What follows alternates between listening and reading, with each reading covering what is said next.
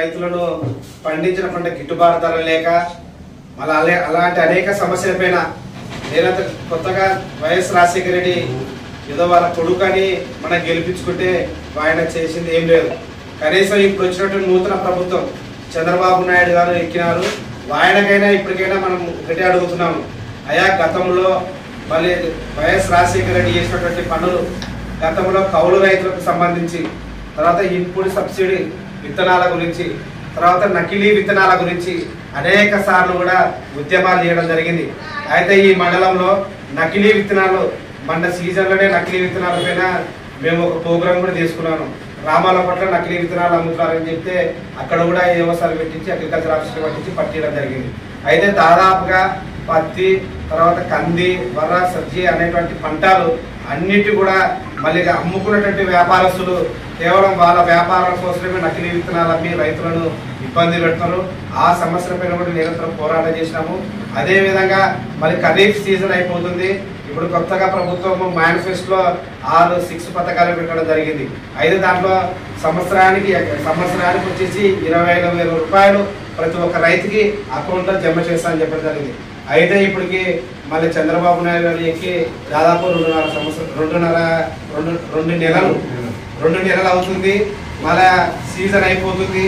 20,000 ఎప్పుడు ఇస్తారో లేదని రైతులు కూడా ఎదురు చూస్తున్నారు రైతుల కోసము. కాబట్టి తక్షణమే మన నూతన ప్రభుత్వం రాష్ట్ర ప్రభుత్వాన్ని స్పందించి వాళ్ళ అకౌంట్లో 20 లక్షల రూపాయలు ఇవ్వాలని చెప్పేసి, అదేవిధంగా 2018, 2019 తర్వాత ఇప్పటి వరకు మళ్ళీ కౌలు రైతులకు రాష్ట్ర వ్యాప్తంగా పెండింగ్లో ఉన్నటువంటి బడ్జెట్ కూడా విడుదల కాలేదు. అదేవిధంగా నష్టపోయినటువంటి రైతులకు ఎకరాకు వచ్చేసి 40,000 రూపాయలు, 20,000 రూపాయలు ఇస్తామని చెప్పేసి ప్రభుత్వం కూడా చెప్పడం జరిగింది. కరువు మండలంలో కరువు సహాయక చర్యలు కూడా కరువు మండలం కూడా మన మండలం ఒకటి ఉంది. మళ్ళీ మండలానికి కరువు మండలం మాత్రమే ప్రకటించారు కానీ నిధులు ఏమాత్రం కూడా కేటాయించలేదు. ఎందుకంటే కరువు మండలం ప్రకటించారు, పేరుకు మాత్రం జగన్మోహన్ రెడ్డి కరువు మండలం ప్రకటించినారు. ఆయన మాత్రము ₹1 కూడా కరువు మండలానికి రైతులకు నష్టపరిహారం ఇవ్వలేదు. కేవలం కొన్ని మండలాలకు ఇచ్చారు, కొన్ని మండలాలకు ఇవ్వలేదు. కాబట్టి ఇప్పటికైనా ఈ రాష్ట్ర ప్రభుత్వం ఆలోచించి కరువు మండలాన్ని ప్రకటించినటువంటి గ్రామాలు కానీ రైతులు కానీ మళ్ళీ కరువు మండలం ప్రకటించినటువంటి వాళ్ళకు ప్రత్యేకంగా ప్యాకేజీ కేటాయించి వాళ్ళ రైతులకు నష్టపోయినటువంటి రైతులకు డబ్బులు చెల్లించే దిశగా ముందు ఇవ్వాలని చెప్పేసి మేము రైతు సంఘంగా డిమాండ్ చేస్తున్నాం. కాబట్టి తక్షణమే ఈ రైతు సంఘం నూతనంగా ఎన్నుకోబోయేటువంటి రైతు కమిటీని మరింత బలోపేతం చేయాలా. కేవలం ఈరోజు మనం రైతు కమిటీ ఎన్నుకొని మేము లీడర్లమని కాదు, గ్రామాల తిరగాల, రైతుల కోసం పనిచేయాలా. రైతులు ఎక్కడ కష్టం వచ్చినా ఎక్కడ ఇబ్బంది వచ్చినా నాగిలు పట్టుకొని మనం ఉద్యమం చేయడం ద్వారా మనం హక్కుల కోసం మనం పోరాడే తప్ప వేరే నాయకులు, రాజకీయ నాయకులు వాళ్ళ స్వార్థాల కోసం ఎలక్షన్లకు వచ్చి ఓటేని అడిగిపోతారు. మన రైతుల గురించి కానీ మన కార్మికుల గురించి కానీ ఇతర వాళ్ళ గురించి కానీ ఏ రాజకీయ నాయకుడు పట్టించుకోడు. ఏ రాజకీయ నాయకులను ఏ రాజకీయాలకు భయపడాల్సిన అవసరం లేదు. మనది రైతు సంఘం, రైతుల కోసం పనిచేద్దాం, రైతుల కోసం కష్టపడదాం.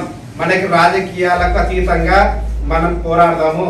ఈరోజు అనేక గ్రామాల్లో మన రెడ్డి గారిలో పెత్తందారులు ఎక్కువ. మళ్ళీ ఇప్పుడు రెడ్డి గారి పెత్తందారులు ఇప్పుడు టీడీపీ వాళ్ళు వచ్చినారు.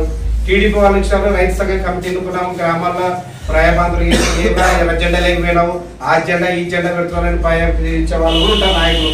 అలాంటి వాళ్ళను కూడా మనం భయపడాల్సిన అవసరం లేదు. మనం ఎందుకోసం, మన పొట్టపొడు కోసం, మన కడుపు నిండడం కోసం, మన రైతు కోసం మనం పోరాడుతున్నాం. మన ఇంటి కోసం కాదు, మన స్వార్థం కోసం కాదు పోరాడుతున్నది. రైతుల కోసం, అందరి ప్రజల శ్రేయస్సు కోసమే మనం ఉద్యమం చేస్తున్నాము. అందరి ప్రజల కోసమే మనం కష్టపడి పనిచేస్తాము. రైతుల గురించి పోరాడదాం. ఏ రైతుకి ఇబ్బంది వచ్చినా మన అందరం నుండి పోరాడితే ఆ పని సాధించుకోగలుగుతాం. మన రైతుకి ఇబ్బంది వచ్చినప్పుడు మనం పోకపోతే అది మన స్వార్థం అవుతుంది. కాబట్టి ఒక రైతుతోనే ఉద్యమం స్టార్ట్ అవుతుంది. 10 మంది చేయగలిగితే 10 మంది దాతలు అయితే అన్నదాతలు అవుతాం. కాబట్టి ప్రతి ఒక్కరు కూడా గ్రామాల్లో రైతు సంఘ నిర్మాణం ఏర్పాటు చేసుకొని రైతు సంఘంతో పాటు అన్ని కమిటీలను ఫుల్ఫిల్ గా చేసుకొని ప్రతి గ్రామంలో శాఖని రైతు సంఘం కమిటీని సభ్యత్వము మన రుసుము కూడా చెల్లించి జిల్లా కమిటీకి రాష్ట్ర కమిటీ కూడా మనకు ప్రత్యేకంగా ఆహ్వానం ఉంటుంది. వాటి ద్వారా మనం పోరాడడానికి కూడా ముందుంటుంది దిశగా రైతుల కోసం పోరాడదాము.